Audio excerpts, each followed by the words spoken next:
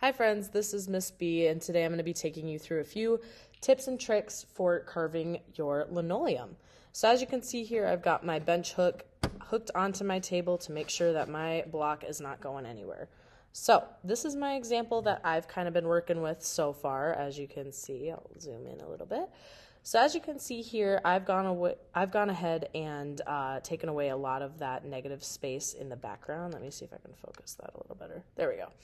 So I've gone ahead and taken a lot of that negative space out with my number 4 blade. And as you remember, those number 4s and number 5s all the way up to number 10 can be pretty large. So these are really good for carving away any of that extra area that you don't want in your background. But it's important to remember that we start with our smaller blades first so we can kind of get those small details out and then go larger, because it's always important to remember that we can start with our shallow cuts and then we can always go deeper if we need to, but it's kind of like a haircut. Once you cut it, you can't really grow it back. So it's important to start off small and then progressively get to this larger blade. But I'm going to show you a few tips and tricks. So this is how we're going to change our blade. So everyone knows lefty-loosey, righty-tighty. We're going to lefty-loosey our blade just like this. We're not going to unscrew it all the way because these can unscrew pretty easily, as you can see. We're not going to unscrew it all the way like that. We're just going to unscrew it to the point where you can take this blade out super easily. And as you can see, there's a sharp part of your blade and then a curved part. So the curved part is what we put in our tool. So I'm going to move on now to my number 1 blade. As you can see, it's a lot smaller. And I'm going to place that, oh gosh, let me move that camera up. I'm going to place that in the little groove inside my tool. You can't really see it right here, but you'll see it when you're carving. And as you can see, my blade is pushed all the way down. I'm not just putting it in like this. We need to push it all the way down so it's nice and secure. And then we're gonna righty-tighty, righty-tighty. All right, and make sure that's nice and tight so it's not going anywhere. Whoops, as you can see, it kind of came out a little bit right there. Let me just fix that real quick. We want to put it all the way in to make sure that it's not going anywhere. There we go. Alrighty. So, like I said, important to remember, start with those smaller blades first and then move on to the larger. So as you can see here, I was trying to carve out my little heart shape, but I couldn't get this small area here with that number 4. So it's important to remember, just kind of carve out those small sections at a time. There we go.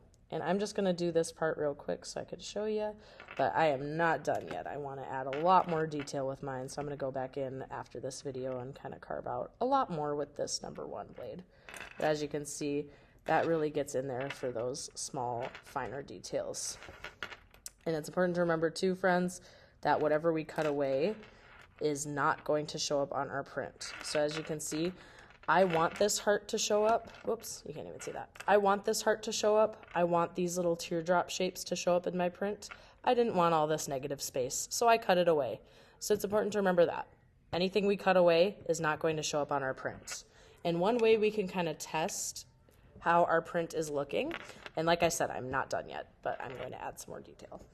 But one way we can kind of test how our print's working is to grab a scrap piece of paper.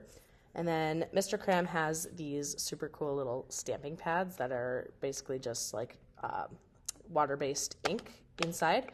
So these are a good way we can test our print. So this is a blue, and I picked that so you could kind of see it on the camera a little bit better. We take our print and we smash it down in that ink there. Make sure it's nice and covered with that, as you can see.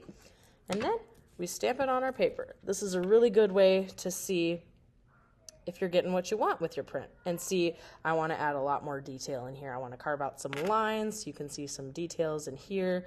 I want to maybe carve out this heart a little bit better just so the shape is a little bit better. But as you can see, this is a good way to kind of test out if your print is looking the way you want it. And you can even make that radial design too to see if you like how it turns out in the end. So, important to remember, if you see any ink down here that you want to carve away, like let's say, yeah, I didn't like how there was a lot of just blue ink here. I wanted to carve out some extra lines.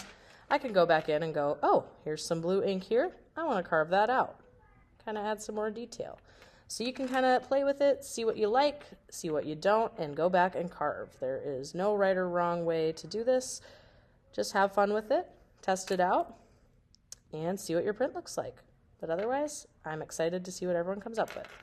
Have fun, everyone.